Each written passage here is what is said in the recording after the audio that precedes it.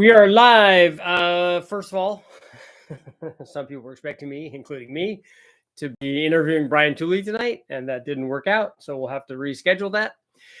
But tonight, I do want to talk about the photo that I have up, the thumbnail that I have up, and this was a few years back. The guys from Motor Trend, Hot Rod, whatever, asked me to test. It was pretty cool. Was the last 5-liter factory 5-liter Mustang engine to roll off the assembly line at Ford. And this was an SN95 deal. And when they stopped the assembly line, everybody grabbed that last motor, and then everybody that was working on the assembly line signed it. So you have all the signatures, and they signed it on the motor. So it's all over the valve covers, front cover that you can see on the top of the intake manifold, the upper intake manifold and stuff. They just signed it everywhere there was room, basically. And so we ended up running it on the dyno, and big surprise, it did exactly what all the other stock Mustang, all the other SN95 Mustang engines do. But the question is, obviously, is this, let me know in the comments what you guys think, is this a piece of history? Like, is this a valid piece of history? Should that be kept somewhere? Should it be put in a display? I would think that Ford would want to display this, like for the SEMA show or something. I know that they've gone past the 5-liter Mustang. I understand that. Sorry, hard for me to grasp. I don't know why they did that, but you would think that they would want to keep that as just like all of these historical things that they have. They've done a lot of great things, winning Le Mans and stuff. That there's always a nod to that stuff. I would think that this would be valuable to the Mustang guys, to the Mustang community, just to remember that, or valuable maybe even for somebody else that was in the Mustang industry when this thing was, going hot and heavy, maybe the Saleen guys or the Kaufman guys, or, that kind of thing. So let me know if you guys had this, what would you do? Would you keep it the way that it is and make sure that it never changed? Would you seal it up so that it's, it doesn't get hurt or whatever and last forever? Is it a valuable commodity, or would you think, yeah, it's just kind of like another Mustang? Or maybe take the valve covers off and all the pieces that were signed and just replace them with something else that was not signed, although they signed a lot of stuff. So would you do that and then run it, or just, it's like, because you could just go get here's my dilemma with this thing. Is a stock SN95 Mustang worth very much? No, not really. Maybe more and more and more if it's a 0-mile one that just came off of the assembly line. That's kind of cool. One that's signed like that and is officially the last one and recognized as the last one with documentation and stuff that they have, I think, with this motor. And so all of that verifies like the story that's behind this, which is kind of cool. But it's really easy to, like, I can make a case for wanting to keep it the way that it is, because it's not really valuable as a 5-liter Mustang engine, because we could go get those all day from the wrecking yard, and better ones than that, for the Ford Explorer ones or those kinds of things. We just go get better ones than that and have it be something that nobody cares about, that has no history at all, that you're not going to hurt anybody's feelings or whatever. And also you might be conflicted yourself. If it's just a 5-liter, if this was the Holman and Moody, FE motor that won Le Mans, obviously keep that thing the way that it was. Because there's an argument for just, it's just a 5-liter, just don't worry about it. Just, to go do whatever you're going to do with it. But it's so inexpensive just to go get something to replace that, to start out with where that motor is, which are cylinder heads that you just want to get rid of anyways, because they're E7TE heads. Nobody's going to want to use that upper and lower. It's a factory upper and lower. You always replace those. You're definitely going to put a different camshaft in it. So it's just kind of a short block. And even then, I just put forced pistons in it, and then you're going to make it a 331 or 347. And then on and on you go, and you've replaced all the things that, it'd be so easy to do that. Just, hey, look, I got one from the wrecking yard that's $300 or $400 or $500 or whatever. And that's a better deal. And I don't have to worry about this one. I can set it aside to put a cover over it, put it in a glass case, whatever you want to do.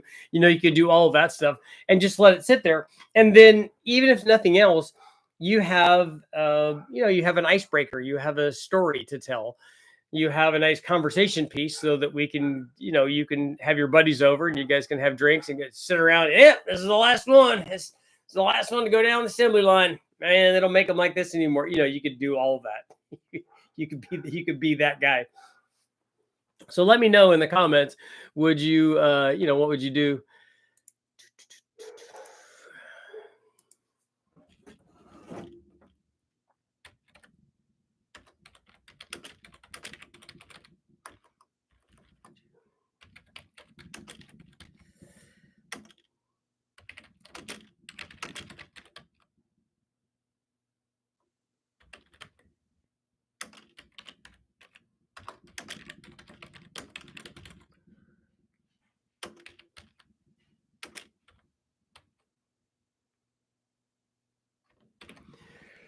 Okay, would you leave this last man standing 5-liter Mustang motor as is instead of modifying it? Put a blower on it, put a turbo on it, put a whatever on it, put it, put all of that stuff, whatever you're going to do to it. I think that all of the blower guys also had SN95 versions of that with a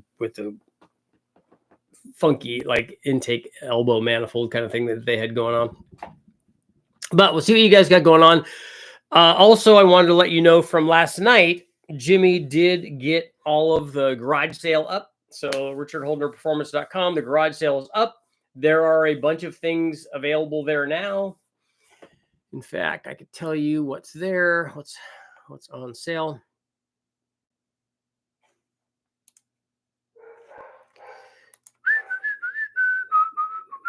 Let's see here. Okay.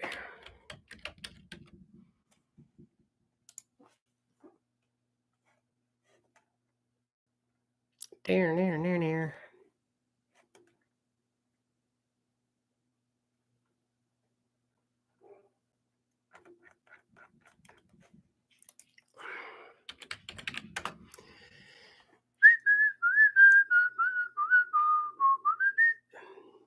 I'm going there. Well, don't know why that's being difficult there. So let's go there another way.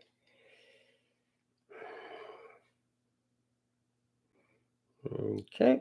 So currently the garage sale, if you scroll down, it's at the bottom. You guys are going to be doing this mostly on the phone. It says Richie's Garage Sale, and you just click on that. And then we have 2 Elgin cams. We have a Summit cam. We have a Comp Gen 3 Hemi cam and the Edelbrock 28457 single plane rec port Victor Jr. intake manifold. And so those are the things that are currently on sale. If you're interested in any of that stuff, head over and go check it out.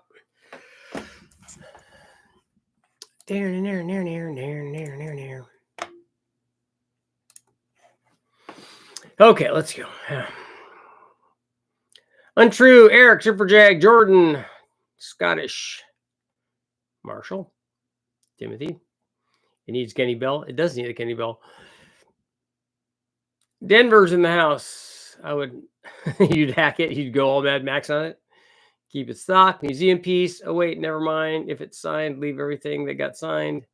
SN95, Ford Explorer. Yep, keep it. Whatevs. Ford should keep it in a museum. I think that they should too. I would think that this would be valuable to them. Never run anything stock. Belongs at Ford's home base. Younger generation or evolution will forget where it all began.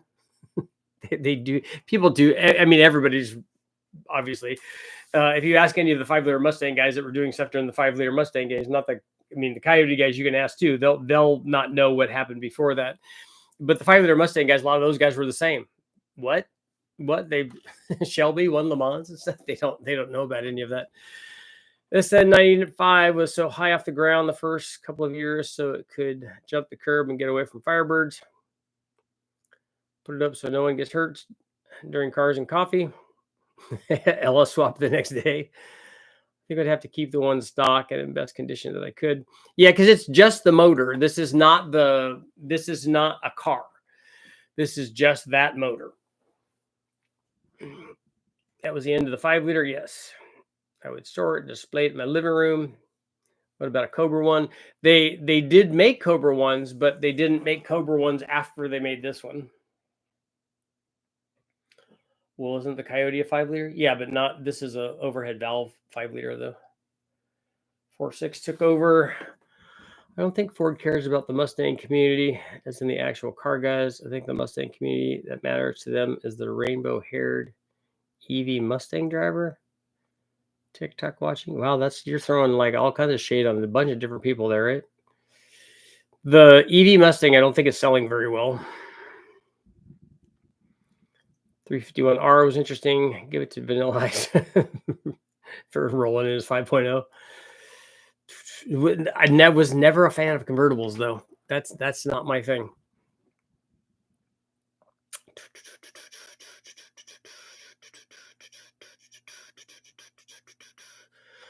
Put it in Henry Ford Museum. The 10-seller S197 was dope. The last 5-liter OG 302 should have all the goodness put on it.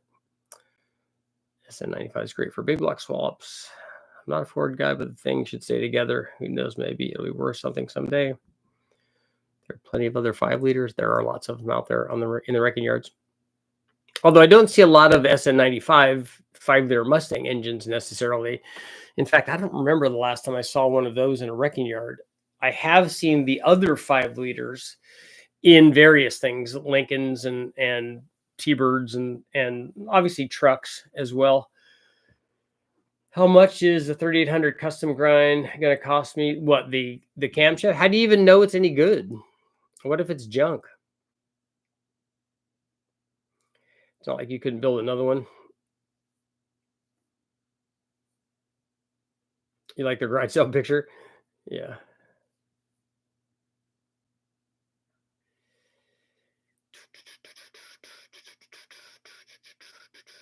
Richard, what heads did you use on your Big Bang 3rd Gen LS? And what size turbos did you use? Are you asking about the 6-liter?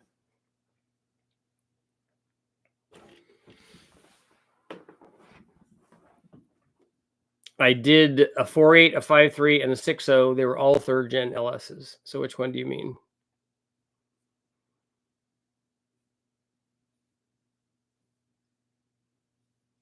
Maybe it was a 5-liter TPI. I think you should get some black shirts and more colors for grease reasons. That's probably smart. I know if I walk in to West Tech with anything on other than some dark free shirt that I got, the grease just jumps onto me. I don't have it in my heart to modify it. The very last pushrod V8 Mustang engine is a cornerstone, pivotal moment in Ford's history, where I think that they made a mistake. Honestly, the modular stuff was not a great decision. I don't think the Coyote is really good now, but I don't think the other stuff was that great. The supercharged ones I really liked. Ordered my low buck truck, cam springs. Lifters today, way to go. Gregory, hitting on all 8. Camo shirts will hide stains well. Yeah, there we go. Kenny Bell for sure. Maybe a dirty shop rag pattern. I know. Got me making your guitar noises at random times, places throughout the day. My wife laughs and shakes her head. I know. My wife's like that. Like, what are you doing? I walk around talking to myself too. On my wife's account today, my phone is having issues. SN95 5-liter is rare. Too smart to run junk. I'm not. I'm exactly that smart. I'm on the road a lot between Florida, Georgia, South Carolina. I've been seeing a lot of EV Mustangs. I'm surprised that you would see them over on that side of the country. 6.2 and a Yukon Denali with cam headers and cold air. Is the stock truck intake good, or is there a better aftermarket intake and throttle body, possibly turbo or ProCharge later? If you're going to ProCharger or turbo it later, don't worry about the intake manifold. And the stock intake that you have on your 6.2 is really good. It's as good as the factory LS3 intake manifold, so just use that. The 6-liter Big Bang Gen 3 motor actually did not have the ported 317s like the Gen 4 did. LS Cathedral Port, turbo. That one had a high ram on it, if I remember right.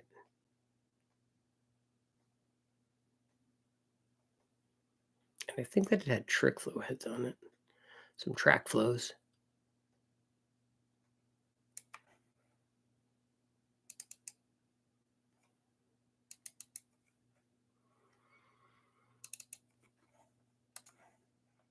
Test description. We had, oh no, it's saying that we did have TEA CNC 317s, stage 3 turbo cam. Why am I, is this the wrong one?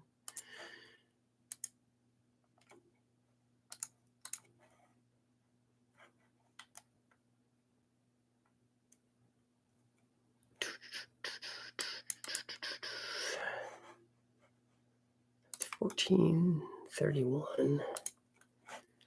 Let me verify something. Stay with me.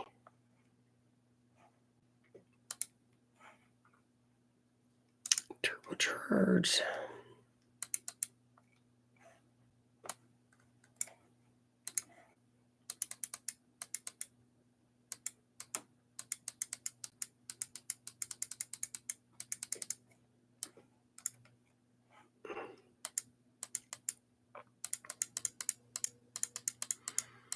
Scrolling.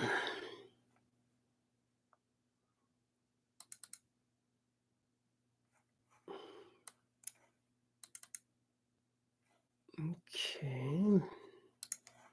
Test description.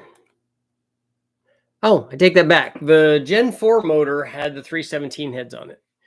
The Gen 5 motor had trick flow 225s on it. So that makes more sense. That would have been better. Stage 3 twin turbo cam on the Gen 4. Holly Race Sniper intake manifold. 92 millimeter throttle body. 2 of the S475s.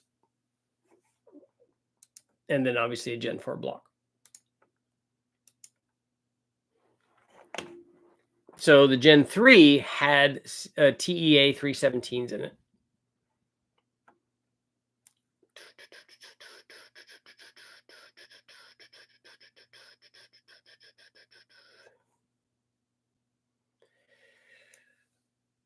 Ford has a museum here in Detroit. I'm surprised it's not there.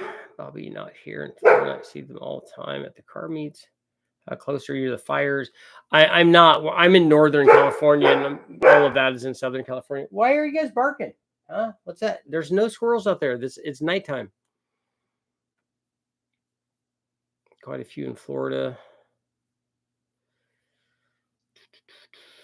That Lydio built from Detroit. Just got an M122 for my 6-liter. Any tips? Or how are you putting that on there? What adapter setup are you using? I should say you're too smart to make junk parts. 4.6 was a downgrade, but at least the Mustang didn't turn into the front-wheel drive probe. Yeah, that's better. Rover, what's going on? Have you tried or seen the LS3 Victor Jr. heads? I have not. Temp is still positive for the moment. Great boost weather. That's right. It is good. We just put my son's spoiler on tonight, and it's on there. Looks good. Looks awesome. It's all carbon fibery goodness. Carbon fibery wrapped goodness. Do you think a TSP Chupacabra would be preferable to the Summit Big Nasty Cam and LY6 for daily driver? For me, it definitely would. It would 100% be. I would rather have a Chupacabra. But if you're going to pick a Chupacabra, you should pick a low buck truck camshaft from richardholderperformance.com because it does the same thing. It just costs a lot less money. The 4.6 just costs more for power. I'm working on them. The Mach-E sold over 51,000 cars in 2024. The gas version sold 48,000. That surprises me. Those are awful looking cars. Chuck Norris got offended by Chuck Norris and showed up at beach here. Who are you going to call? Nobody. You just give Chuck whatever he wants. 18 performance intake or Trailblazer SS intake. Yeah, you don't want to do those, either one of those, since it's a rec port motor. Gotta love those long runners.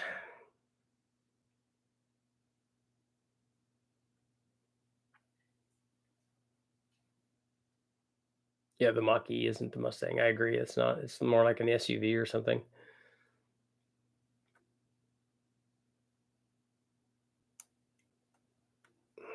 BS, an 86 was a terrible Mustang.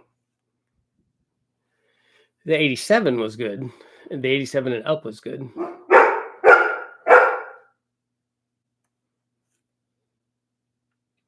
Trying to tune out a bog on Ace's throttle body EFI. What should timing be doing during a big blip or rapid? Can't you see what the timing curve is when you do a throttle stand? What turbos did the 6-liter use? It was twin S475s, T4 S475s.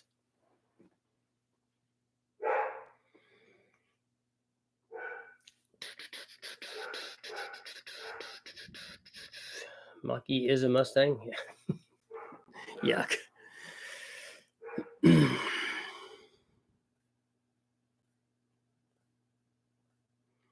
I can slap a Corvette logo on an SUV, doesn't make it a Corvette. Either using the SWS kit with a low ram and a tick intercooler or the Demuse kit. Okay. Yeah, that'll and you have a 122, that will work good. He's got stuff running like that. Probe GT was a fun car, but it wasn't a Mustang. That's right, it was. But it was a good little turbo car.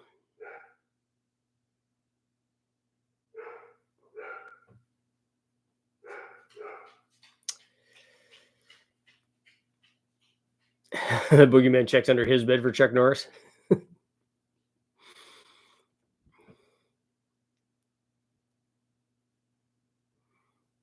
Rick's and Gracie's outside.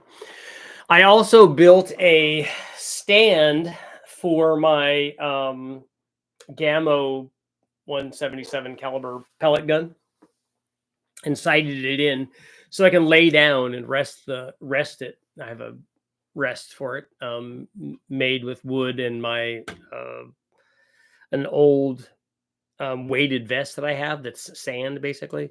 So I use that, but pretty good grouping. I was trying to get the scope dialed in and stuff. It was working good. What's your go-to ring gap for a 5.3? 28's fine. Yeah, just 6.5 thousandths per inch of bore. And you ran those up to 28 pounds. If you use bigger turbos, what make more power and lower boost? Would that be less stressful on the motor, allowing more capability? I don't know what you're asking there. We don't need bigger turbos. That's 2,000 horsepower with a turbo, and we're only running 1,500 horsepower. So we still have 500 to play with. So we have way more turbo than we could ever possibly use. The Mach-E GT is pretty quick. I don't doubt it. The hybrid vehicles and electric vehicles are accelerate very well. Did the boost pressure have anything to do with why the 3rd gen blew up at 1,400? No. The 3rd gen is weaker than a 4th gen, but it might be that we could get more than that out of a Gen 3 motor. 86 was a barrel of monkeys in 86. But the 85 carbureted motor made more power. Timing doesn't cause stumble. That's a lean condition. That's my thinking too, Bill. I think it's an accelerator pump issue probably. Chuck is like 85. He's 85 years young. Birthdays, asked Chuck Norris if it's okay. Gary, what's going on?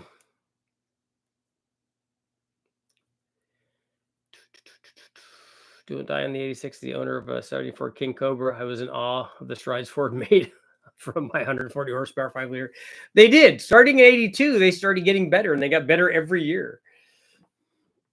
Have you ever tested the Summit Racing Precision Cast LS head? I don't think I have, although I suspect that it's a lot like other things that are out there because they probably source them from the same place.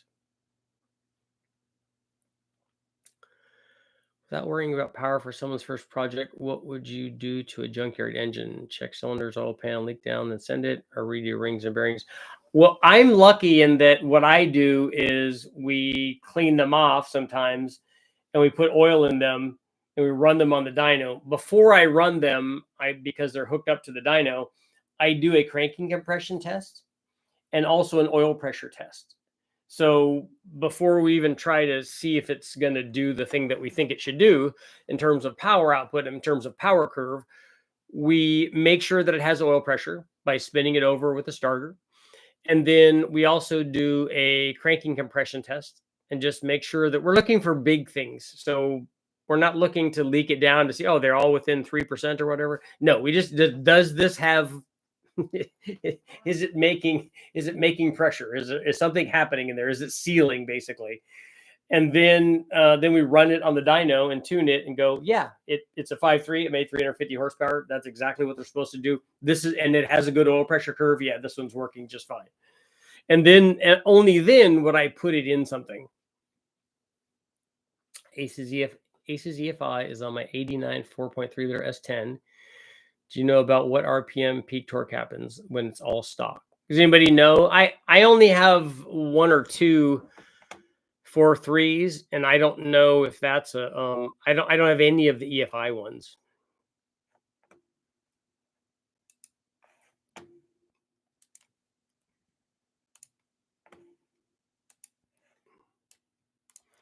But I can tell you when we ran the carbureted one,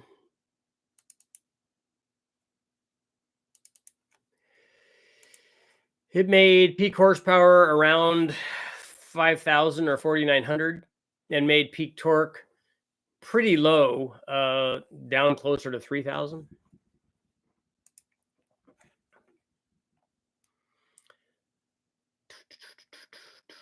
Boost pressure is definitely a contributing factor to blowing up an engine. The Gen 4 didn't go bang. Any reason you didn't keep pushing it to see why it would? Yeah, because we didn't have anything more than a 3-bar map sensor. We weren't conserving the motor. We just didn't have we didn't have anything more than a 3-bar map sensor, and we topped the map sensor out, so we couldn't go any farther than that. 2,800-ish, I would wager on the 4.3. That's my neighborhood. Wear pellet-proof vests. Have you tested Rhodes lifters? I have not, and I get asked that a lot. And I kind of would like to try that. We're running them on a small buck Chevy, and they're noisy, but it's like having two different cams below 3,000. Is it really? I mean, have you tried that? Does it? I would like to see a comparison of just a lifter change on those. And ideally, I'd like to see it done on a hydraulic roller so that we don't have to worry about breaking the lifter in. When you're going to do some 351M Fords, I probably am not going to. I've done 400Ms, but I don't think I'm going to put a 351M on there. Is 1,200 horsepower possible on a stock Gen 4 6.2? Yeah, but we don't normally do those aluminum motors that high. The aluminum 6.2s are not good candidates for that. There's too much movement in the block.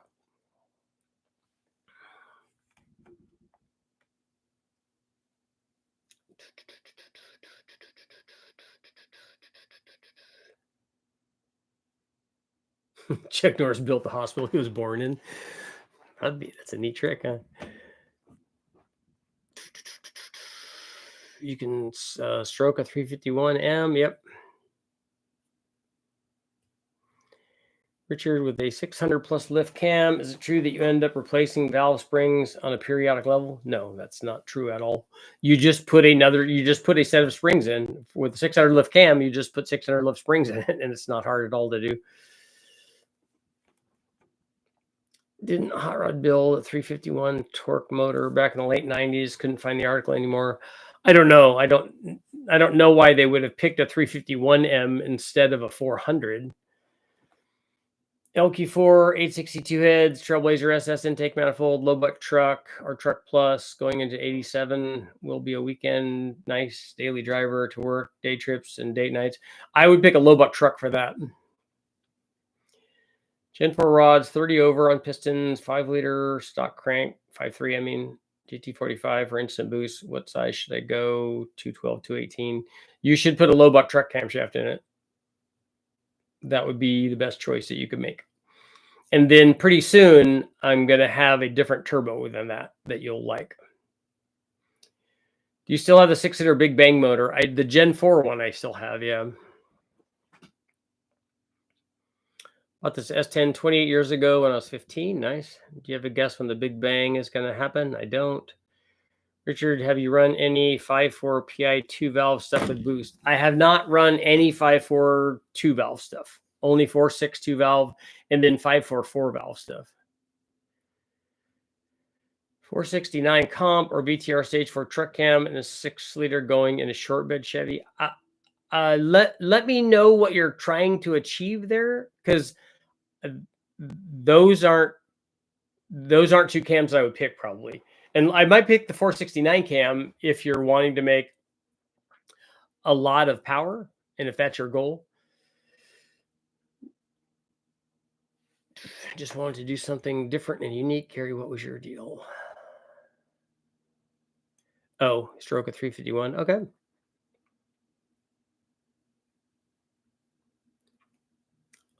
Forgive me. What is a 351M? The 351M and the 400M were the go-betweens for the. They had Cleveland heads on them, but they had 460 bell housings, so they're kind of an intermediate size motor between the big blocks and the small blocks, and they were kind of smog motors. Throw a new map sensor on there and do a Big Bang on it. Yeah, that's not going to happen with that motor again, I don't think. Have you run any LS carb legal stuff? LS3 carb legal stuff? I don't know of any of that. Do you think a Gen 4 would go another 200 or 300 horsepower with enough map? I don't know. I don't know where that breaking point is. Are there any timing covers for Gen 4 LS that can still use the stock truck power steering, alternator, and low mount? Why does the timing cover dictate that? All of that stuff's bolted somewhere else. I'm building a 351M right now. 0 deck, forged flat tops, 30 deck 2V heads. Haven't decided on cam yet. Just because that Holdener guy makes 1,500 doesn't mean the average guy can get anywhere close to it. I don't think it's anything special for that one. I mean, I think you start out with a motor like a 6-liter is easy to do because you start out with something that makes, between 550 and 600 horsepower. And then so you get multiplied with 2,000 horsepower with a turbo and like a 550 horsepower NA motor. Those numbers are really easy. That's just boost and the right, we had ice water and we had good fuel in it, and we had a pretty good sized intercooler. I'd use a bigger one now, but just having the right air fuel and timing is all you need. Would Cleveland heads make as much power as an LS motor? I don't. How are you asking about a comparison between a Cleveland head and an LS motor? I don't know what you're asking there.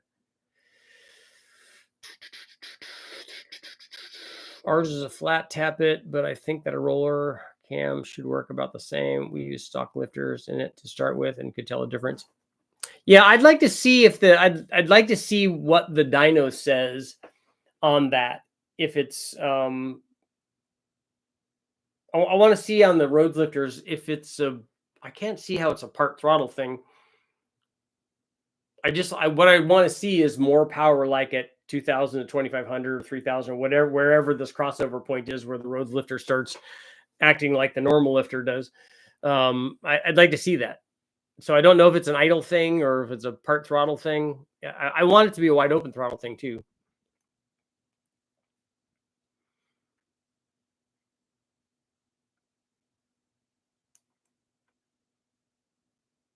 Yeah, Richard did call them a tall deck Cleveland. Yeah, because I call them, well, it is a tall deck, but a stroker Cleveland for the 400. Older Car Magazine article, Torque Bot, fossil fuels, go find a 400M cranking rods and pistons, 50 cc's more displacement is better. Yeah, I agree. It's like picking a 351 Windsor or a 408. One of those makes a lot more power. How much horsepower do you get out of a stroked twin turbo Ford 351M? I don't know. I don't know why you'd stroke that one and you wouldn't just get a 400. But that motor, like every other motor, works the same. Whatever your NA power output is, boost just multiplies that. So if you can make 300 with that, then you get 600 at 14 or 15 pounds. If you can make 400, you get 800. If you make 500, you get 1,000. You know, it just works the same multiple. He needs to revisit the 6-liter Big Bang till there's parts on the floor.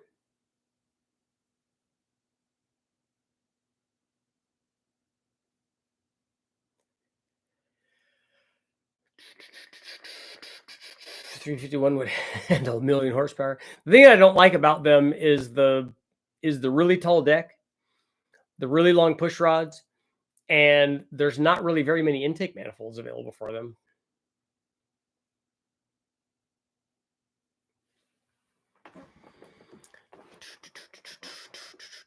It's got a lot of deck height. I mean, it's got a lot of deck. Is there a single oil drain return LS timing cover that works well with the original truck accessory mount?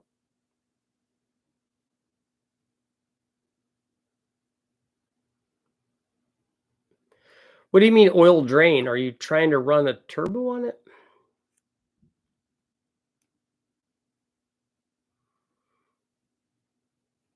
You're gonna find a 351 Magnum Chevy? That's like all the different things, right? What kind of matching machining should I be asking for on a 6-liter LQ4 block when going to the machine shop? Small bore 4035, but what specific things should I be looking for? Are you putting forged pistons in it? If you're putting forged pistons in it, you want to make sure that the piston to wall clearance is correct. You want to make sure that you have ring gap. You want to deck the block just so to make sure that it's straight. Just take off a minimum cut. I don't know if you're putting, you know, so you're just trying to make lots of power. You're not doing a big bang on it because obviously you're changing all of these things. But I don't think anything else after that.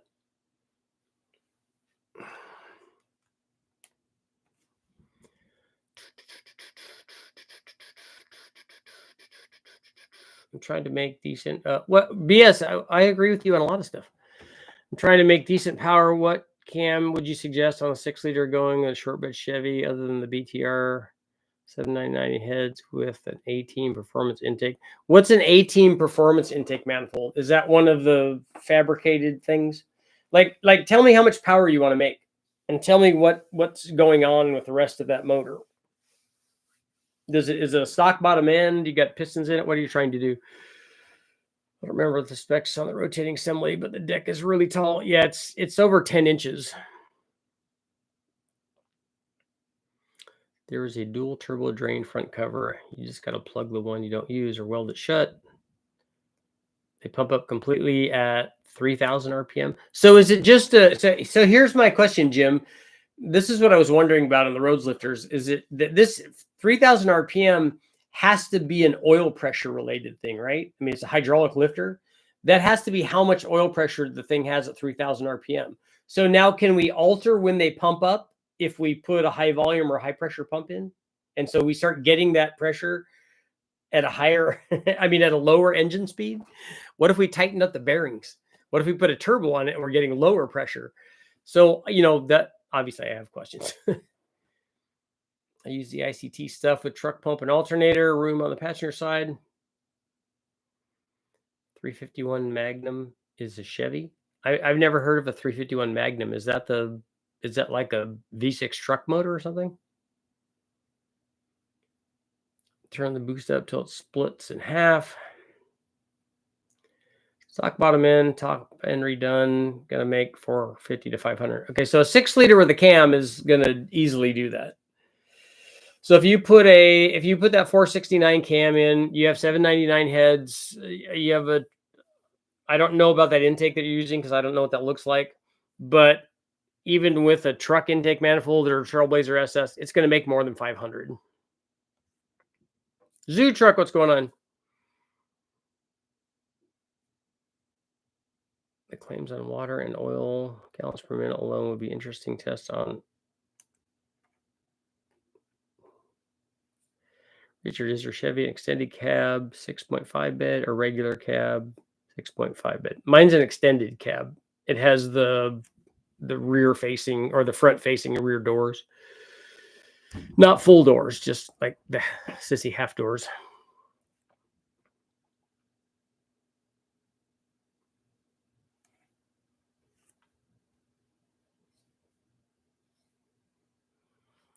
$500 at the crank, not the wheels. 351 Magnum is the V6. Okay.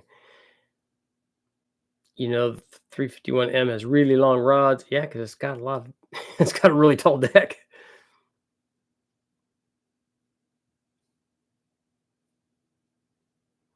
It's watching some Weingarten cam videos. One of the guys had comp cams, grind his cam, and it was measured different on the cam doctor than when he asked for it. How common is this, Richard? I don't know. I haven't ever seen that before. I can tell you what I have seen is I have seen people say that they have measured cams, one famous one in particular, and said that the specs weren't what the specs are. And it's because they didn't know what they're doing. It's because they're not very smart and they didn't know what they were doing and they did not measure it correctly. And then they did want to go out and say, oh, this is this and this is this and this is this. No, it's not. The cam is exactly what it says. You do not know what you're doing.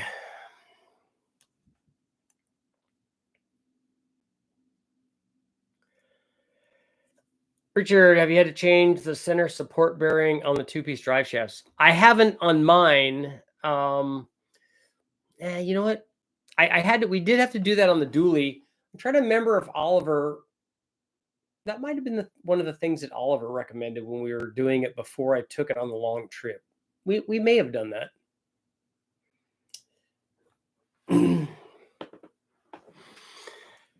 After watching Engine Masters, it doesn't seem like rod ratio really matters.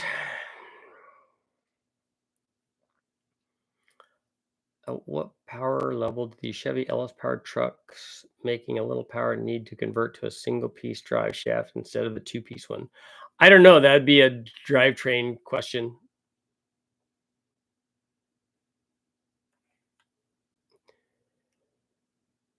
What happened to the engine that you had in the back of your truck at LS Fest? It was a 12-cylinder LS, and it's back with the owner of the 12-cylinder.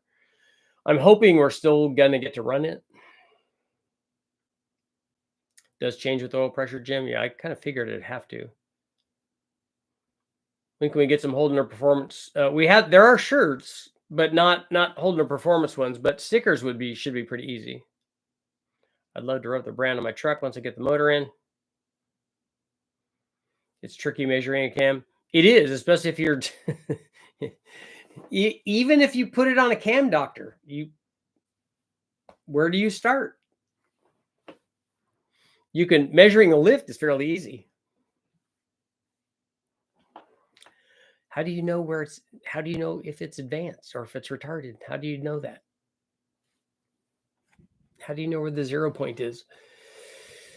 6-liter forged internals, trick flow heads, twin 7875, full quarter-mile build. What camshaft picks would you choose? Any reason your cams wouldn't be good choices? 6-liter forged internals, trick flow heads, twin S4 7875s. Well, you got to tell me more than that. You got to tell me how much power you want to make.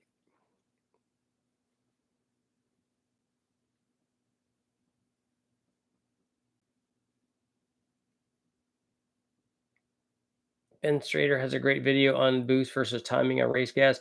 Yeah, Ben kind of just called out Steve Morris, I saw, which I like both of those guys. I haven't met Steve in person, but I know Ben. And I thought it was interesting that they were, they're not bickering because they're friends, I'm sure. But it was interesting to hear because I think Steve is a proponent of having like full NA timing under boost, which kind of surprises me, but hey, that's why we want to see data.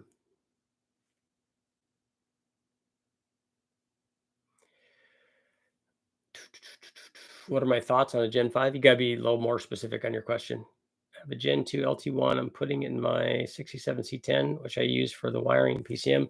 I have no idea about that. If you're putting, are you putting all the stock stuff in? We run it when we run them. We run a aftermarket ECU. Rob Down's getting pretty close to running the 12 rotor on the dyno. That would be cool. As an RX-7 and RX-9 owner, I'm a fan of the no torque Doritos. What is an RX-9? I've never heard of that. Cylinder pressure video was incredible information. Steve was right and wrong. He was both of those. Trying to get a little more educated on cams. So much more goes into it than I ever knew. Picking the wrong cam has intrigued my mind. Yeah, you could go down the rabbit hole, and it's always good to learn more about stuff, but be careful, because you get into an area where where a lot of people are, where they don't know very much, and then they start knowing some, and they're like, oh, okay, yeah, I got this all figured out. And then they start talking like the cam guys do. Oh, you got to have a very specific cam for that. Really, for a 5.3 that came out of a wrecking yard, you think that there's one cam that does everything. There's not. So don't go down that path. I don't want to use a stock OB1 computer. Type of RX-8. That makes more sense.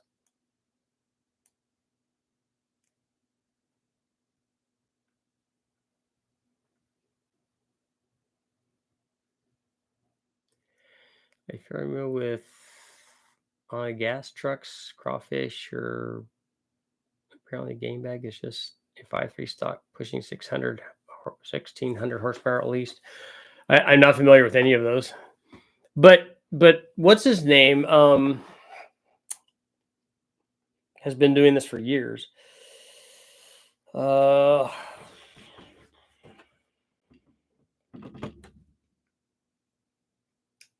Jonathan starts with a C. Capoletti or something like that. Somebody come up with the name. Big mistake I see all the time is guys using test springs when checking P to V. Always check it with a running spring. You'll not believe the difference.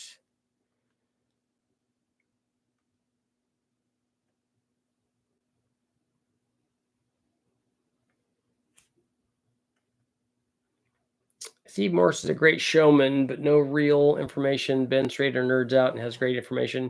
Yeah, Ben has a lot of good data logging.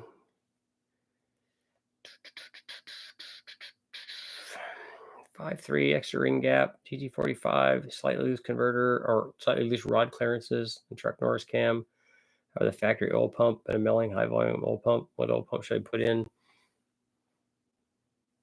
You did change the bearing clearances and you have a turbo. I don't think you hurt anything by putting a high volume pump in it.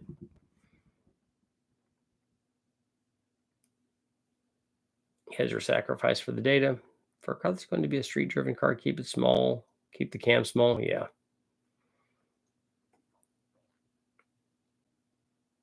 There's been some machine work done, but I haven't measured for spring bind yet. Any idea how the LH8 was modded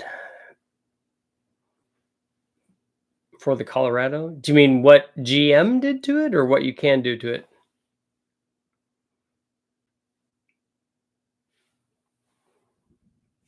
The Truck Norris cam is good. Yeah, there's lots of good ones out there.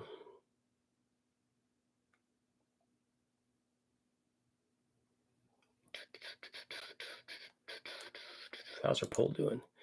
Would you leave the last man standing 5-liter Mustang as is? Only 56%. That's kind of surprising. What GM did to it compared to other Gen 4 LSs? I don't know. You go to on all cylinders, and you can look up all of the data, because Brian Nutter has put all of the factory data there in terms of compression, cam timing, what heads were used, and what intake manifolds are used. I don't think it's a whole bunch different than other stuff, but there should be information there. There's a lot of stuff that Steve does that he can't put on YouTube because customers don't want people to know how much power they have.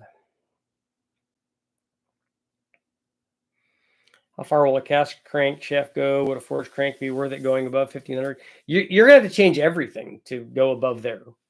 I mean, the fact that I can run that on the dyno, and there are guys out making passes like that, but guys that are really going fast, that are going from between the 1500 and 2000 horsepower range, they have different blocks, they have different cranks, they have all that.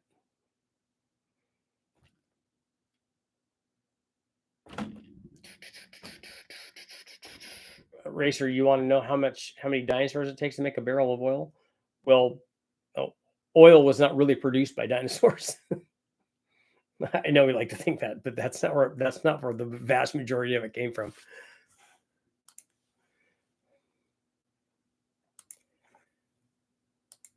Delete.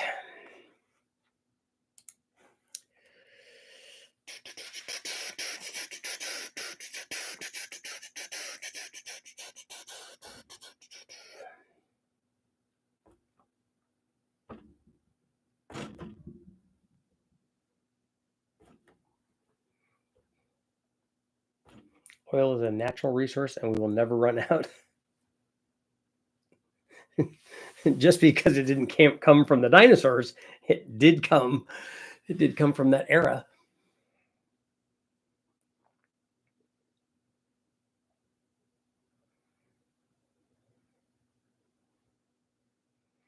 It's funny watching 1320 videos, and when they ask how much power, so many of the guys dance around with the question, they've never really answered it.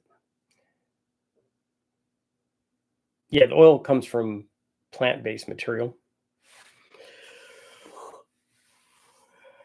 Earth makes oil. The earth does it. It takes a long time for it to be right.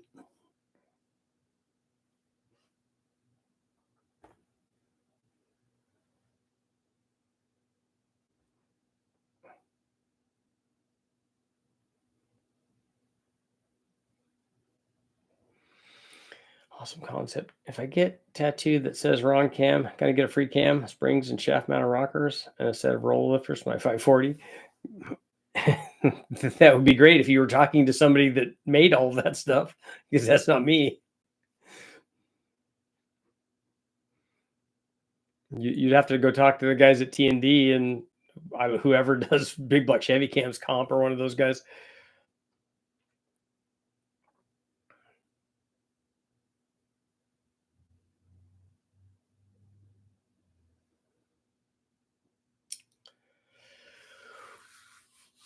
Oh, yes. Richard, will you dyno diesel engines in the future? No. They won't run them at West Tech on the engine dyno anyway. Fossil fuels forever. Yeah, I like logic, and I don't like when people are trying to push things that are not logical. But hydrogen is certainly a possibility.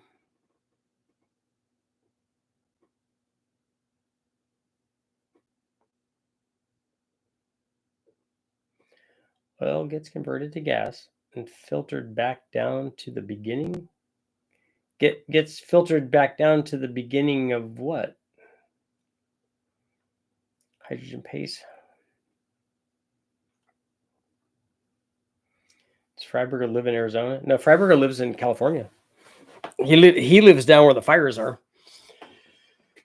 Brian was not able to make it tonight. I'm obviously a big fan of fossil fuels. I just wish that they would make decisions on that, about that, based in logic. But decisions, it seems like, at all the levels are not logic based anymore. So only 56% would leave it as is. For an LS3 rocker upgrade, trunnion upgrade, or full roller. If it's a cammed LS3 or whatever, I don't ever put roller rockers on them. A trunnion upgrade, I think, is probably a good idea. But and we start thinking about roller stuff on very high lift cams. What's the matter, huh? What are you doing? Come, is it time? Has it been an hour? Daddy, it's already too late, huh? It's already late. Decent cheap aluminum heads to replace GT40s. The AFR Enforcers or Skip Whites or Pro Maxes probably all would be good. Toyota said they're moving away from electrics. Figured out how to make hydrogen economical. That's good. And really, with electric cars, all you're doing is outsourcing all the pollution. They still got to make all that stuff. The carbon footprint's still not good on an electric car. People don't live on logic. Yeah. I think there's still fish oil and transmission fluid. We used to find those needle bearings from rockers on the drain plug magnets. Why do the newer engines, LS Coyotes and Hemis, need less timing than the old school stuff? Because they have much better combustion chamber design. People live by what their politicians tell them to believe. I agree. I think that the people that are so entrenched in some political red-blue thing, it's just ridiculous. And then all of their other decisions, medical, religious, automotive, they're all just, I'm this side, so this is what our side believes. Just, dude, have a backbone. Would there be any cost difference in which V8 I chose from a junkyard? It was a 6-liter or a Gen 5.16. Do they charge per cylinder, just per cylinder? All of the wrecking yards that I go to, it's just an engine.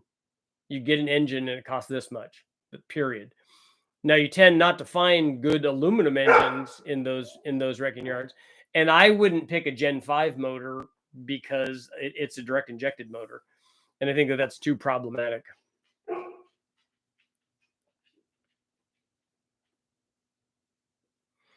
Does Westech have a chassis dyno? They do have a chassis dyno. They have a Superflow chassis dyno, but they don't run diesels on there, on either the chassis dyno or the engine dyno, because of all the soot that they make.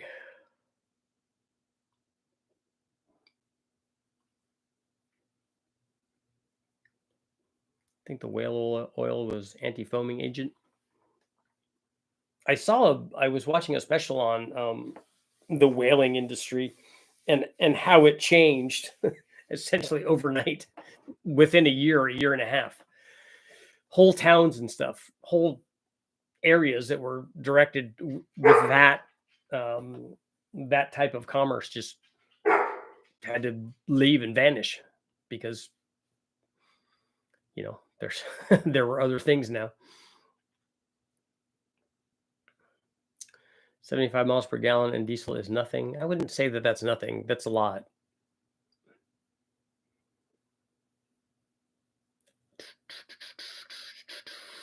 We didn't discriminate. We use diesels on the engine dyno. Probably pissed off a lot of people in the neighborhood. Yeah, Westech has run a bunch of them, but I remember them doing a big diesel thing, and the soot was just freaking everywhere in the building. It was awful. Have you ever messed with Gem Fuel, where they mix gas, 85, and methanol? I haven't seen them mix all three of those.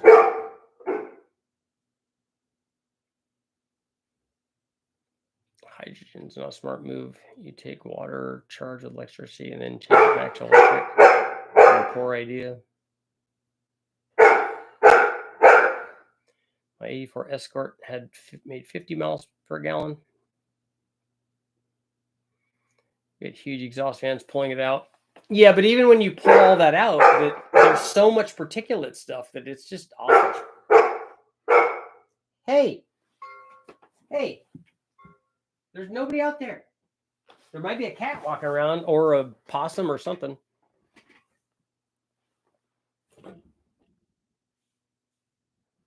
Is the A1 auto intake better or worse than a stock intake on the 6-liter? I don't know what an A1 or 1A auto intake is. I don't know what that is. Would you prefer a Whipple or Magnuson for what? And then what size are you doing? A Colt semi-auto 4-cylinder, 60 mile per gallon. I don't see an automatic getting 60 miles per gallon, but maybe. And I don't think back when they sold Dodge Colts that were on diesels. Diesel Rabbits did good though. Yeah, I like the diesel trucks, the Diesel Rabbit trucks.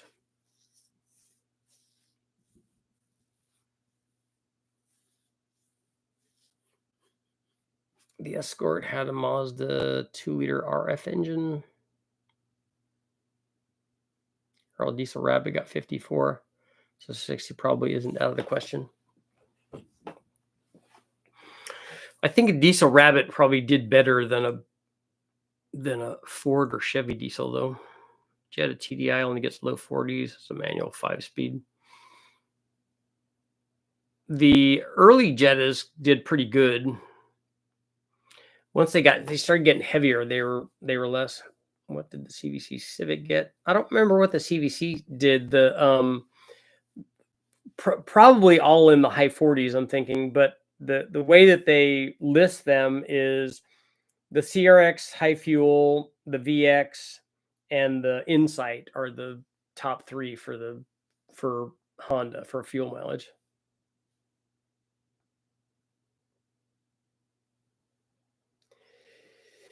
Yeah, I don't agree with Racer on hydrogen either. I think that's probably what will happen.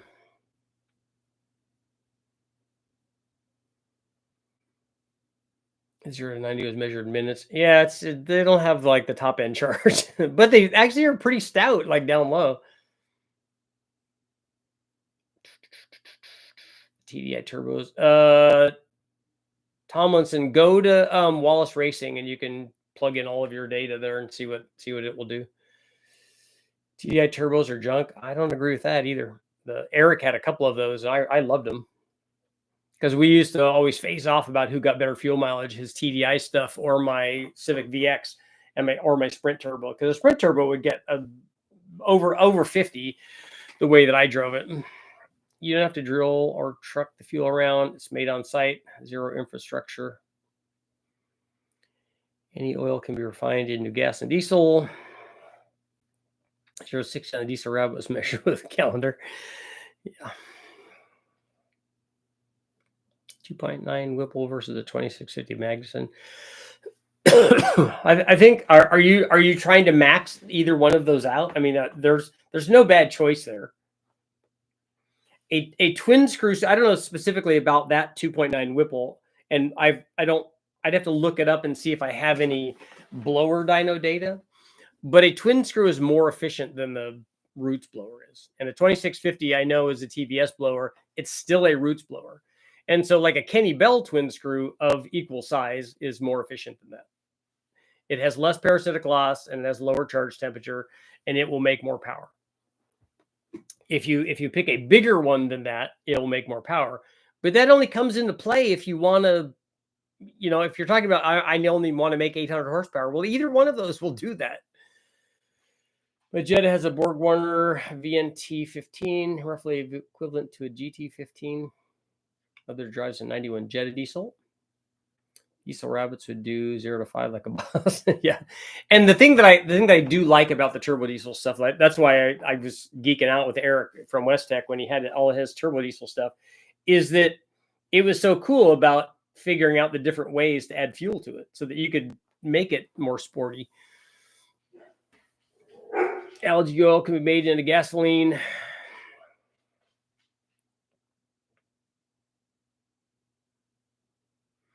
Best mile per gallon I've ever gotten a Saturn SL1 4-door. Got 43. Nice. The Escort didn't have a cat. It had a fuel spark arrestor.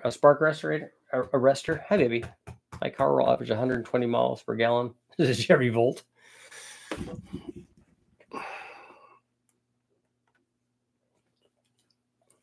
Hi. What are you doing? Why are you barking so much? Is it time to go? Is that what you're telling me? Huh. You won't say hello. You gotta say hello. Hello. Huh. 1 more minute. Bruno has said he comes up and he gives the thing. He's like, hey, it's time. It really is time. If you haven't, please go check out the garage sale. Remember, all of those things that are there, there's one of those in stock. So if you don't get it, you don't get it.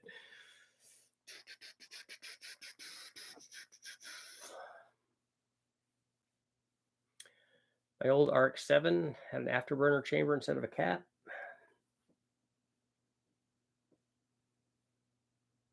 Whole set TDI. Does a Chevy Vortec use the same cam as a small block Chevy? Well, it depends on what you're deciding or applying the Vortec name to. Because they make Vortec small block Chevys, they also call the LS family Vortec engines in the trucks. So I don't know which one of those you're talking about. We'll be adding things to the garage sale period. Yeah, we'll be adding things to the garage sale all the time. It's family time, I know. He probably just wants to go outside and, I don't know, run outside and make sure that there's nothing out there. Link for the yard sale. Yeah, go to richardholdorperformance.com.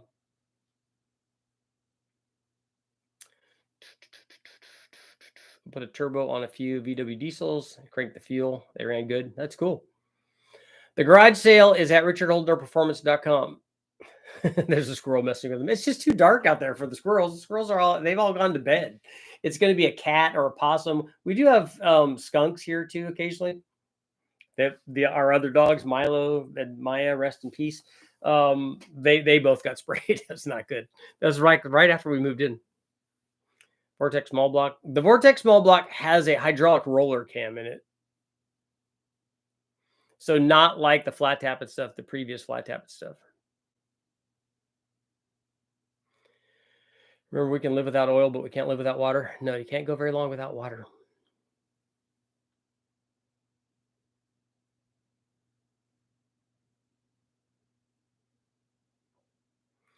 I'll die on this rock. It's more fun driving a slow car fast than driving a fast car.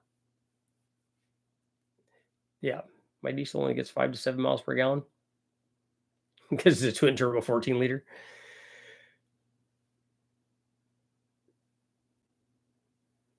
Yeah, BS. The RX-7s had a lot of exhaust heat. A 351M versus a Vortec 4.3 liter. A 351 is going to make a lot more torque. And on that note, on that shiny note, it is time to go. But as always, I will see you guys tomorrow.